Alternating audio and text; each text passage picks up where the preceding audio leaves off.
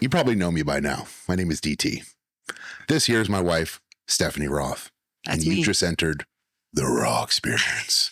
Sounds dirty, and I like it stinky. And here we go. First episode. Yeah, so we're actually doing a podcast. We're super excited for this. This has been in the making for a little bit. We've delayed this, and Ty has been a awesome help of us. He's behind the camera. He's going to be chiming in here soon because I know we're going to get some weird things going. I will ask him some questions. So within that, we are doing this podcast to reveal on today's episode bodybuilding, the good, the bad, the ugly. Mm-hmm. And within this, we want to educate people to make their best judgments, or if you're already in bodybuilding, to make the smart calls for down the line. Mm-hmm. So into today and what we want to talk about, we wrote down some topics. I know we're kind of going to get off track, but in your experience, getting into bodybuilding or getting into the fitness industry, how do you feel you've achieved, I would say, the good parts of it? What I wouldn't say what brought you, but what made you better, and how do you feel about the goodness of it? And I know it's kind of a weird question to ask because everyone thinks that, oh, I'm just working out, but there's more to it. So try to kind of bring us down that line of like, what do you feel is good about bodybuilding in itself? I mean, do you want me to tell you my journey of bodybuilding? Start it off, yeah. I've been competing for almost 8 years now. I started in 2016 and started in bikini. I was skinny as a rail, and it's been a journey of fulfillment for me. I mean, there's so many good aspects of it. Basically transforming your body into something that you never thought was even achievable and possible. That's I feel like the best thing about bodybuilding is you get to see yourself develop the discipline over years and years and even months. And develop the discipline, develop the commitment, and you can put that into every single aspect of your life. When you touch on fulfillment, what does that mean?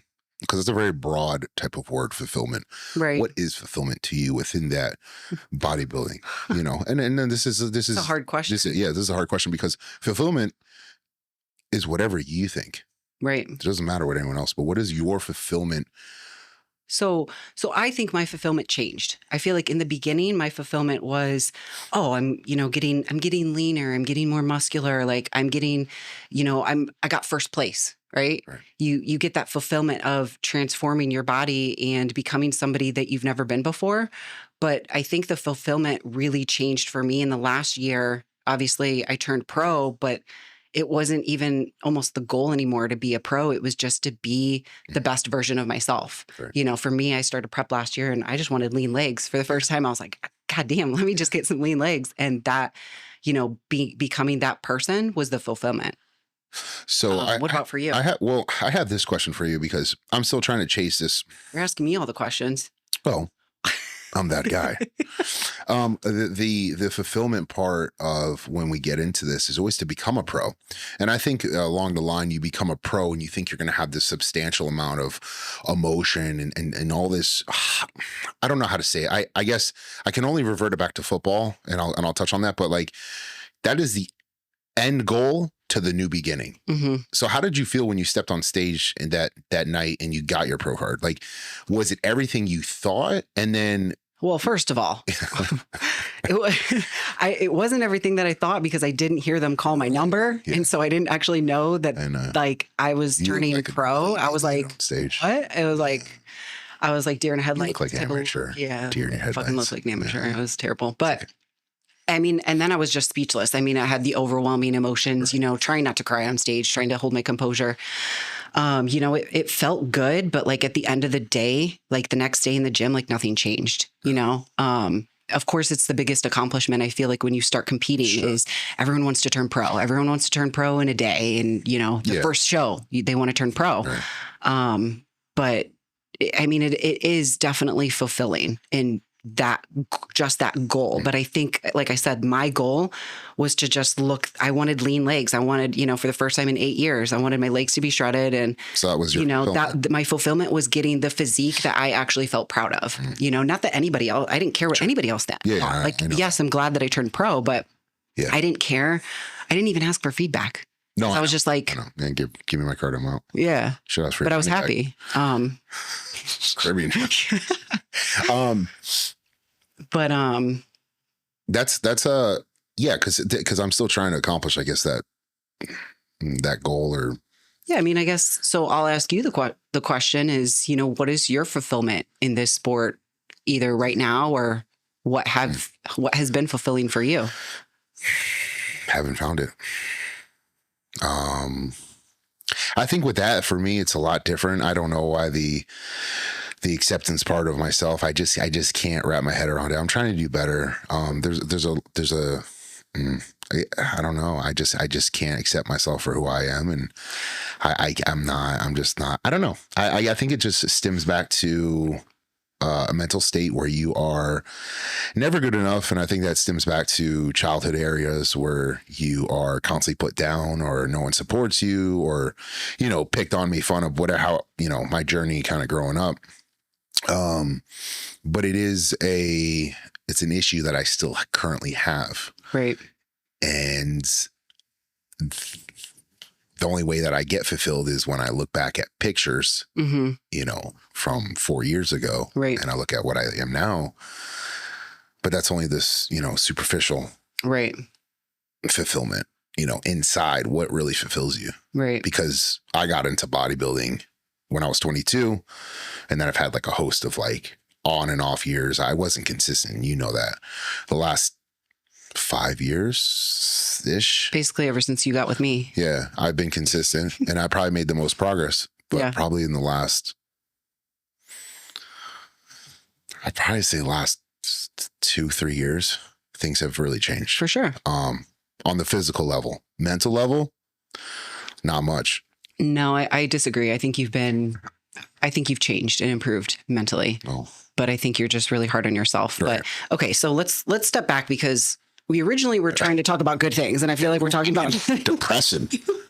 So yes, the good things about bodybuilding, meaning the mental strength, the discipline, the physical aspect of it, the health. Well, I want to say healthy, but you look healthy, you look great, right?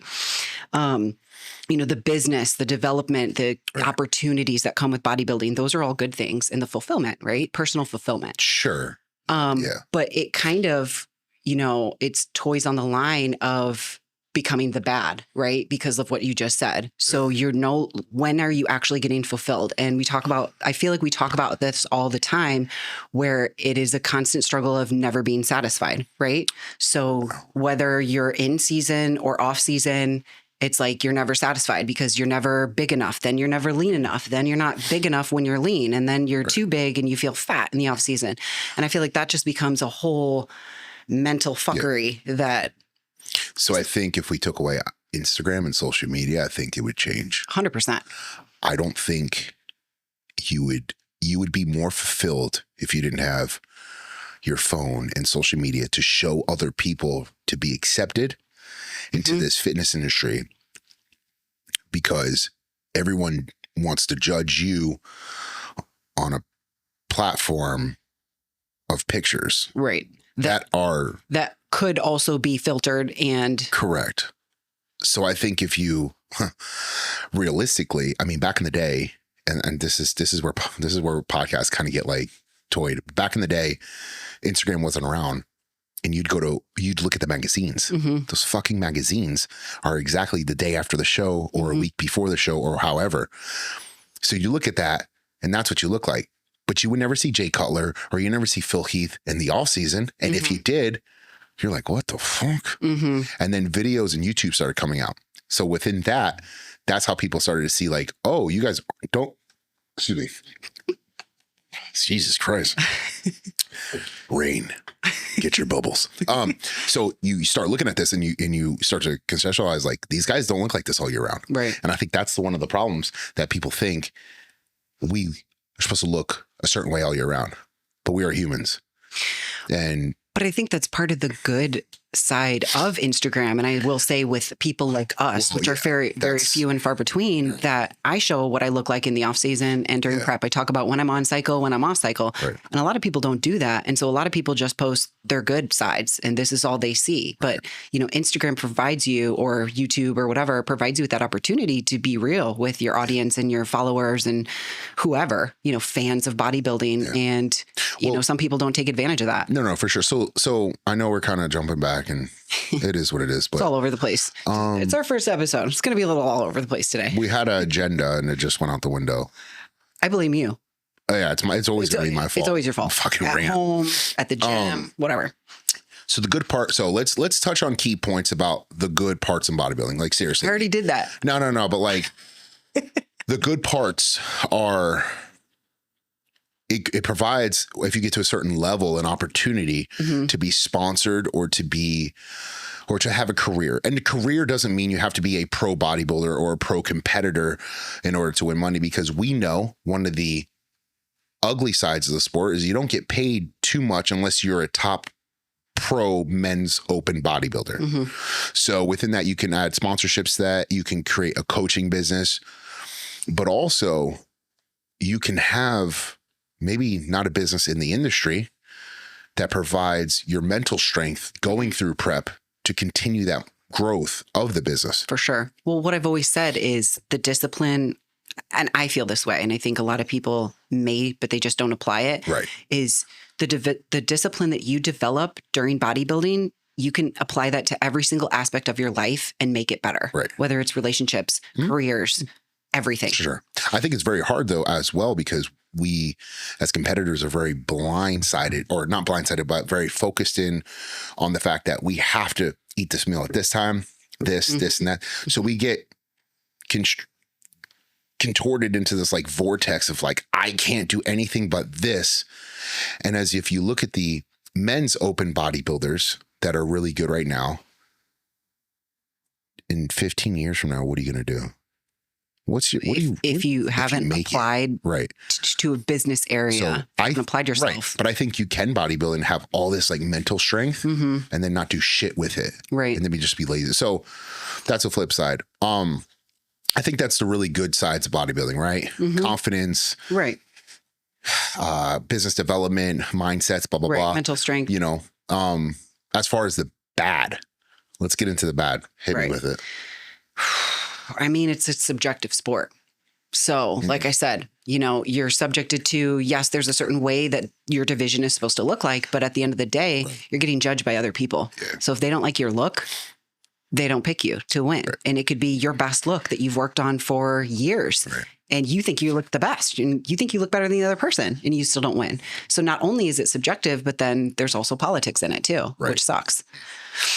Do you think sometimes with the judging and the placing and everything, within that moment in time, you think you look a certain way and then you look back and you don't because of your placing? Yes. Well, I should ask you that question. So for your last show, when you looked your absolute best, and I think you won a lot of people at the show. 2 shows? Last 3 shows. You know, I think you looked your best. I think you won. And I say that from a very, you know, try to be, you know, unbiased about it, but like you had a better back, you had better conditioning, you had this. Okay. So the question is, do you feel like you didn't look your best anymore because you got second as opposed to first? No, actually I look my best ever. With 2 flip sides of the coin within those 2 preps that I did. I did look my best at that point in time in life. Do I feel like I should have won? If my aunt had balls, she'd be my uncle. It's just, it is what it is. I don't even get that reference. No. If your aunt had balls, she would be your uncle. So she wouldn't be your aunt, she'd be your uncle. We can't get into that shit these days. Okay, yeah. But anyways, it doesn't, I guess what I'm saying is, I guess it doesn't matter. Yeah. Because whatever place that you place, as long as you become your best version of yourself, at the end of the day, that should be what matters to you. Right. Unfortunately, where I am right now in my life, being 34, having the goal, I want to fucking win. I'm tired of like dicking around and pit pat. Oh yeah. Like I want to come out and fucking smoke everyone. And this is the problem about bodybuilding, that I can't fucking blast someone, create a fumble, have an awesome block. Right. It's not football. You know, it's not football. Like there is no tangible numbers of like, you're down by 7. You got 2 minutes left. What the fuck are you going to do? This is like, here you go. There's a pose. Do you like that? Do you think I'm good enough? Did you like what, you know? Well, and not to. It's a fucking beauty pageant. That's what it is. It's a beauty pageant on steroids. Well, and again, you only get, those of you who haven't competed don't get it, but you only get 30 seconds on stage, maybe a minute max, maybe 2 fucking minutes. Yeah. And you work literally 20 weeks. Day in and day out, more than 20 weeks. Yeah, for sure. The people that are really serious, you do it in off season and during prep. A lot of people just prep for 12 weeks, and whatever. But you know, you put everything into this. Right. There's a strain on your relationship. There's a strain on your family, your social life, your, you know, friends, work. Everything takes a back seat if you truly want to be the best, and all for 30 seconds on stage. Okay, let me ask you this, because this is a thing I've heard on different podcasts. I've heard on different like motivational things. Do you think you can have balance and still be the best? No. No. Like if you were... I really don't. Yeah. For competing, no, you can't. Or for anything? No. Mm. If you truly want to be the best, whatever it is, you have to only focus on that. And that is your sole focus. Like, yes, you could also, you know, I'm a good wife, even though, you know, but like, I say that because it's like something always has to take a back seat. Would that mean that you don't care about anything else then? No. Or you're just not putting that as a priority. Correct. So I guess Correct. This, Jesus. Sorry, I was going to burp. Oh, let's go. Keep that in, Ty.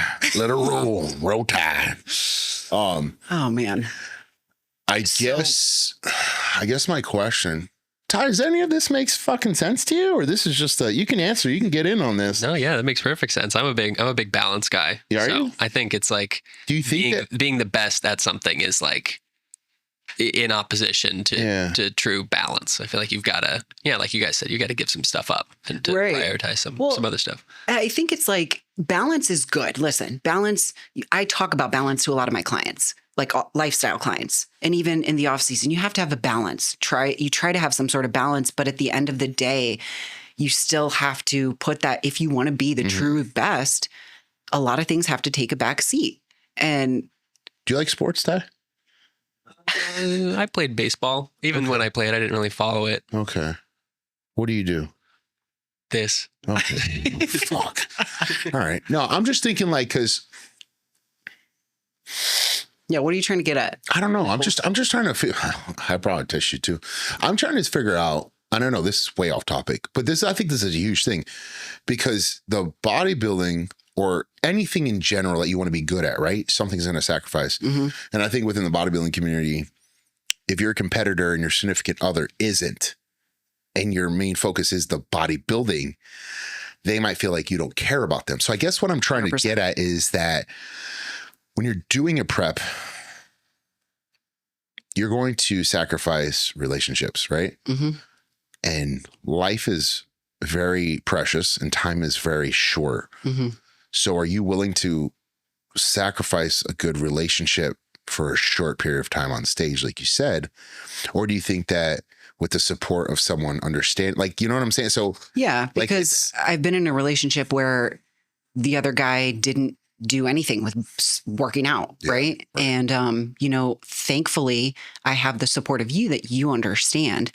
But even so, if you want to talk about friends or family, like how many times have we been in prep that I can't fly home for a holiday or for my birthday, or, you know, hang out with friends because I'm in prep and because I have to, you know, you could, right? Yeah, but we've gotten better at that because.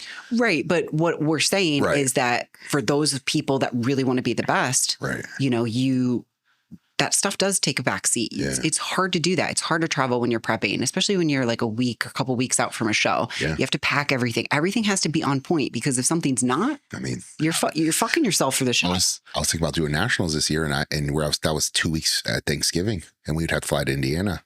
Right.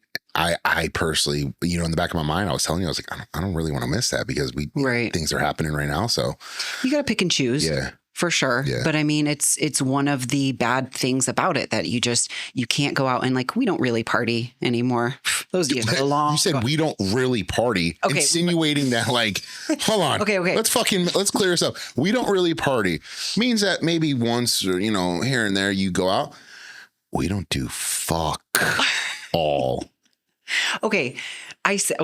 I used to party back in the day. Motherfucker, right? listen, last time I had a goddamn drink was 5 years ago. I know, but what I'm saying, Valentine's Day.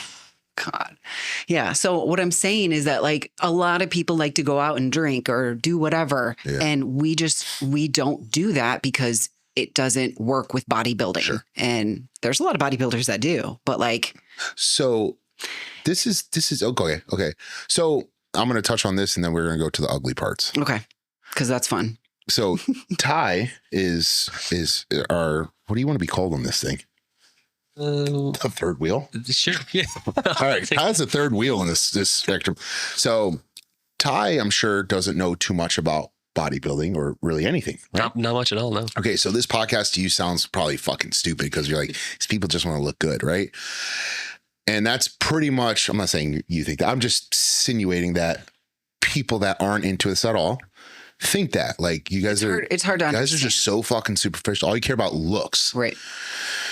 So that stigma of all you care about is looks is,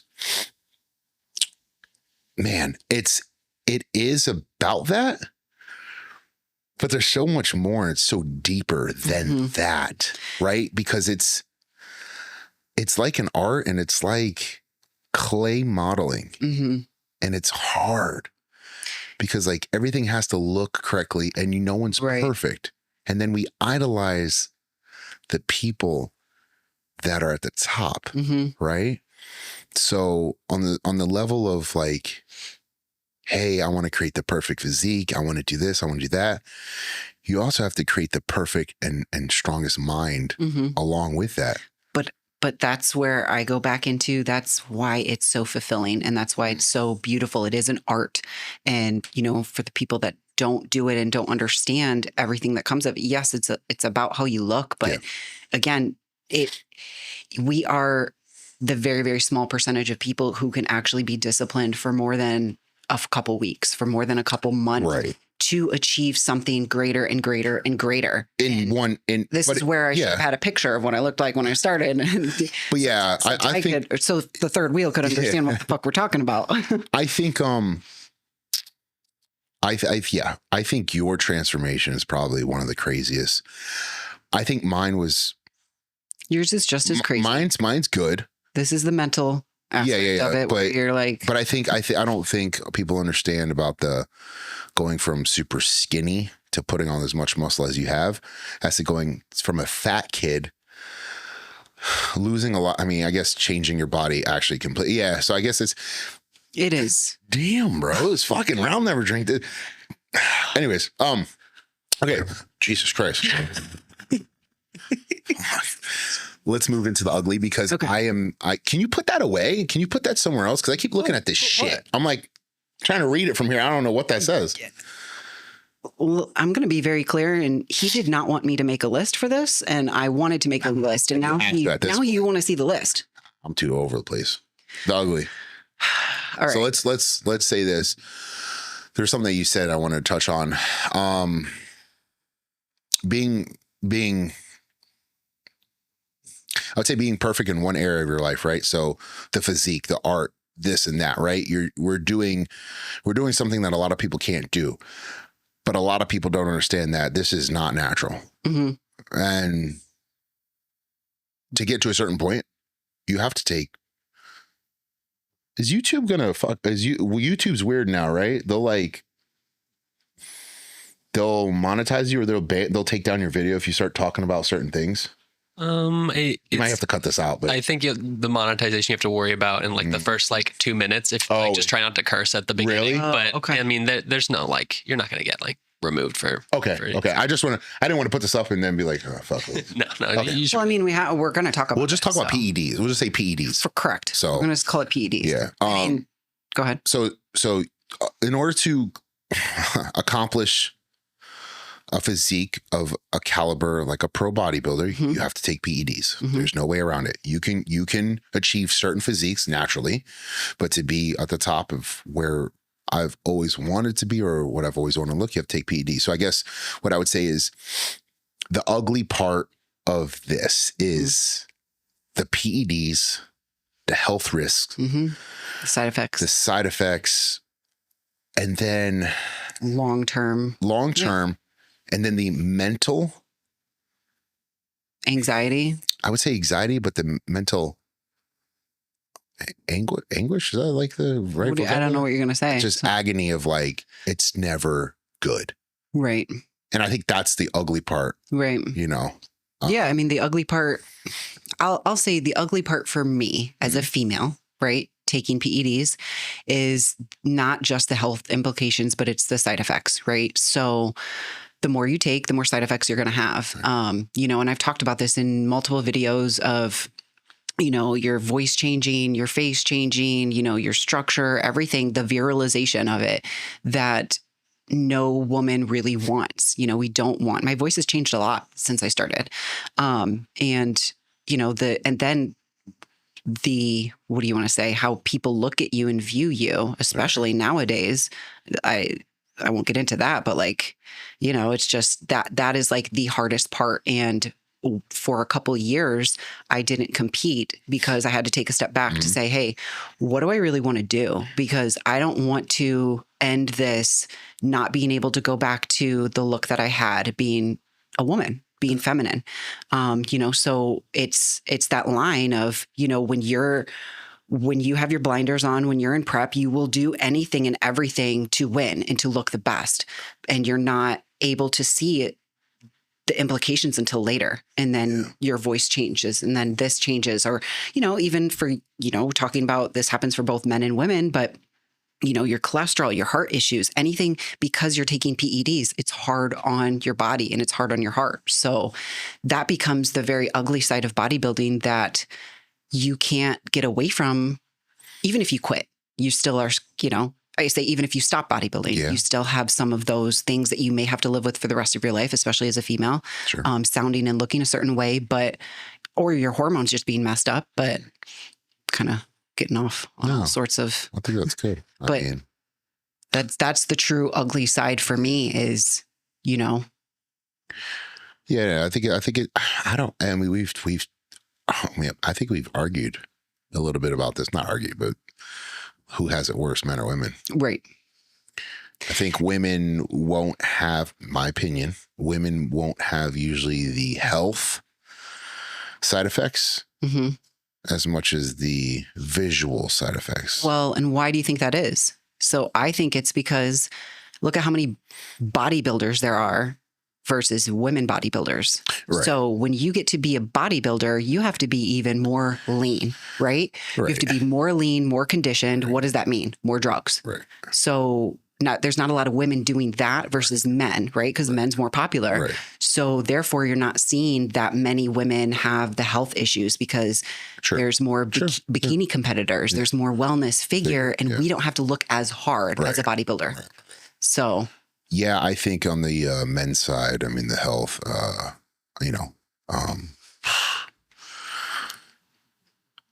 think it's roll of the dice. I think it's genetically, if, we do a lot of stuff to help us to get bigger, stronger, leaner, and then you're doing stuff to mitigate that at the same time. So I feel like in the men's side, if you're taking growth hormone, you're taking that to increase size, strength, leanness, sleep. And then on the backside, when you're pushing on the food, you're raising your insulin. I would say insulin resistance in a sense. So now your glucose is going up. So how to combat that? You add some insulin in there. Well, if that's not going, let's add a little more. Okay, the fast acting. Okay, now we're going to go to the long acting. And just so you're doing one step forward, and technically it's taking a step back.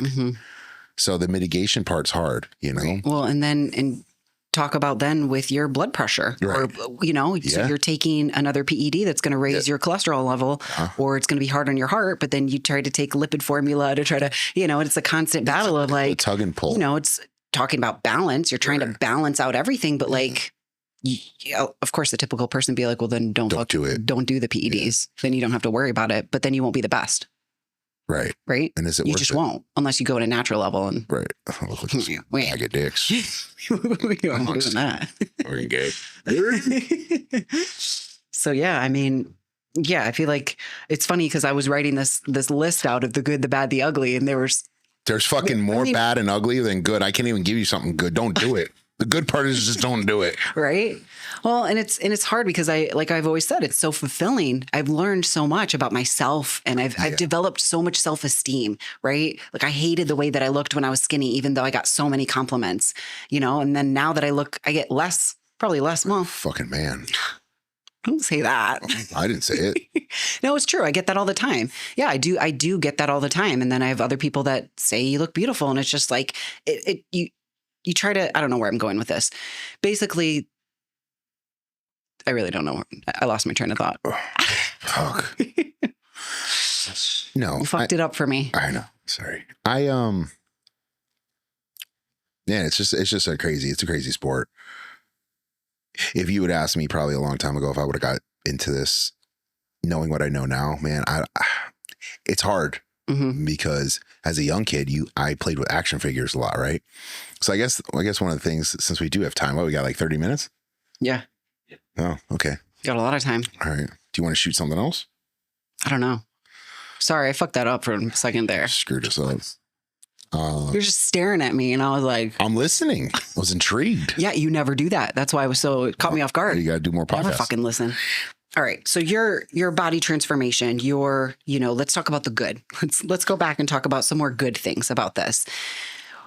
You started back in high school looking a certain way, right? Yeah. Okay. And talk me through the changes that you went through in bodybuilding, and you're competing, and how you feel you got better.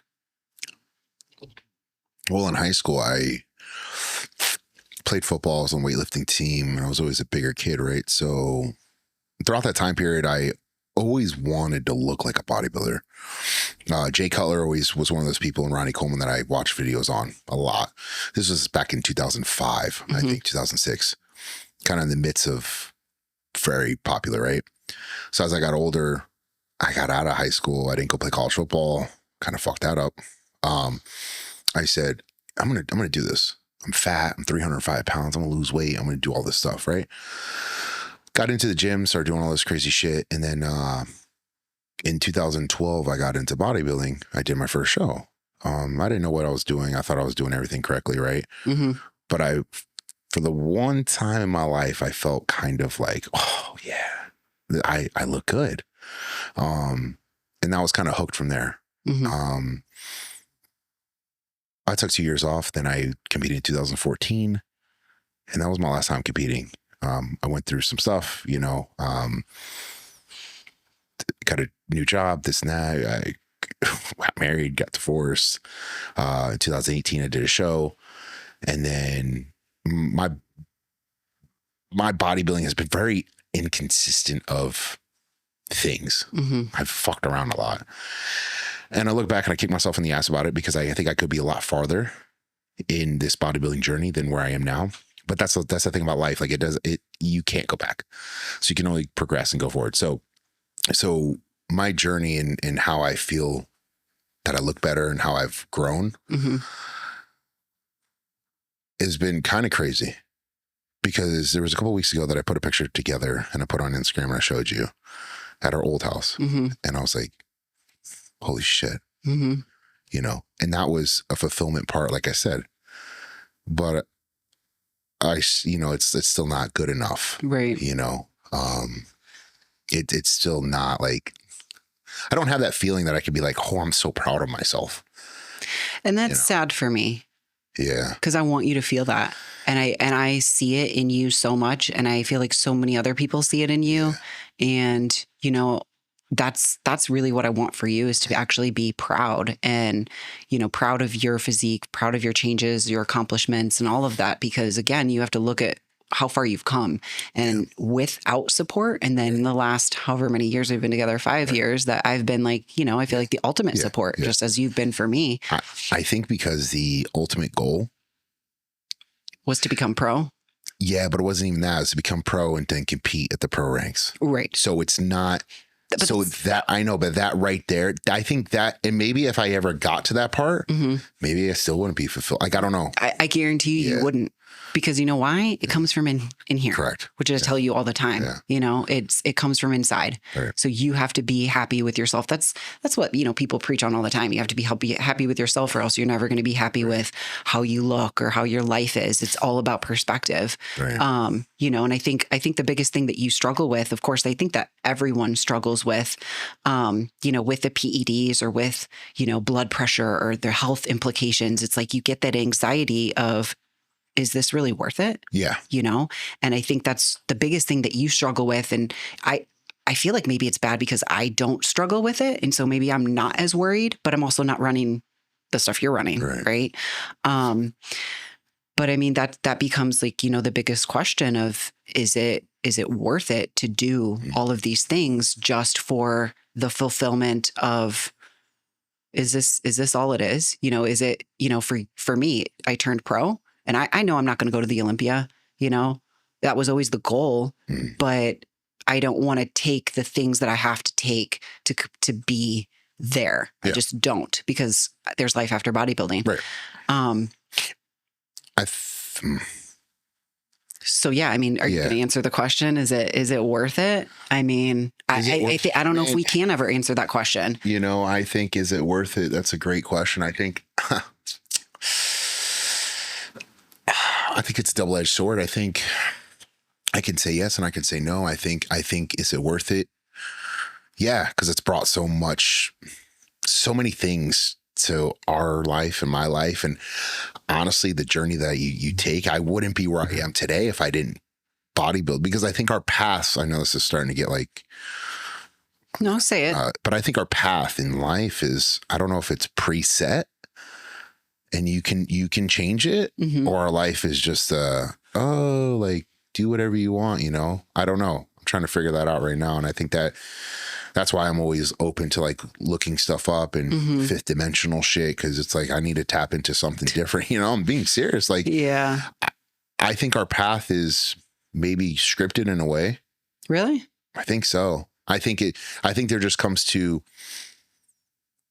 points in life where you can just go, I'm going to go A or B. And I think that goes down a different road that will be scripted. I guess. I know it sounds stupid, but that's what I just think. I think that our lives are kind of, scripted in a way, because I feel like some people go through shit because they can, and some people don't go through anything because they actually can't. Right. Well, I do believe that. But anyways, is it worth it or not? I would say this. I think life is worth whatever you think is worth it. Well, yeah. And I say that you won't know until you'll have to answer that question, God forbid, later on in life. But then if you have to answer that question and you are where you are, or maybe your time is limited, but you had a good life, was it worth it? Because you can be like the regular people that just do 9 to 5, watch TV after, and don't do anything with their life. So is that worth it? So it's whatever perspective it's your perspective. Think. So if they're truly happy, what is happy? I guess. I can go. Yeah, make it. Yeah, it's whatever you want. It's whatever brings you joy and pleasure. But it's some people are happy living the 9 to 5, not ever going to the gym, watching Netflix. I guess that's their fulfillment. Right. I could always argue that I'm like, I don't think those people are happy. If they're let's say overweight or unhealthy, or they don't have a good relationship. Of course, you can always look on the outside and say that stuff. But it's just. Is it worth it right now? It is. For sure. If it's gonna be I think you're always going to say it's worth it until something bad happens. And that's happened to me. Well, exactly. Honestly, it's something has happened. Yeah. I mean, I could say that too. Like I could say it was all worth it, but then I'm stuck with, a different voice than what I had, right? Or you could say it's all worth it, but now I have, I don't want to say diabetes. Fucking Google this. But, blood pressure issues or maybe kidney issues. Obviously you don't have that, but like, I'm just saying, for those people who have had serious health implications because of this sport, they would maybe, Guy Cisterno says, Sister Nino, whatever his name is. He always says it's worth it 100% because that's what he's meant to do. That's what he loves. Yeah. And if he dies doing it, he's happy. Right. And if it's what you truly love, Right. And I think there's no A and B. I think you create your own path. Whatever, like we were talking about last night. I mean, life is whatever you make it. It's a play. So we're going to play however we want. Yeah. So and this is bringing us, with our clients, with people that we've met along the way, all, bodybuilding, everything that we've done and accomplished in this industry. This is what's meant for us. So I truly believe that, this is fulfillment. This is our path and it is worth it. But you just have to be careful, right? So not necessarily say you have a balanced life because we don't have balance, but having that, hey, we got to take a step back when we need to for our mental state to make sure that we're okay. We have to take a step back of taking a little less PEDs, making sure that we're healthy along the way. And of course you could argue and say that that's not being balanced and you're never going to win because you always have to have the pedal to the floor. Right. I think it's having that, It's getting deep. Give you something to think about. Yeah. So if you guys want to contact us, you can both follow us, or both, Jesus Christ. You can follow us both on IG. Mine's dt.roth. And then you have the underscore real donut queen underscore, because she can't get a real one. Nope. You can go to Team Raw Aesthetics. That's our website for coaching. If you're looking for HRT, go to lifexmd.com. Like, comment, subscribe. I don't know. I guess we'll throw that. We'll throw that in there, and we're going to be back for more episodes, and make sure you like it so that way we keep making more. Yeah, because we're not going to be able to get money for this. We pay for this, okay? But hey, the next one we're going to make funny. We're going to talk about relationships the whole time. Yeah. We'll make the next one though. So, we got to have the serious talk, but we also got to have the funny shit too. So thanks for tuning in. Yeah, thank you. Appreciate you guys for watching.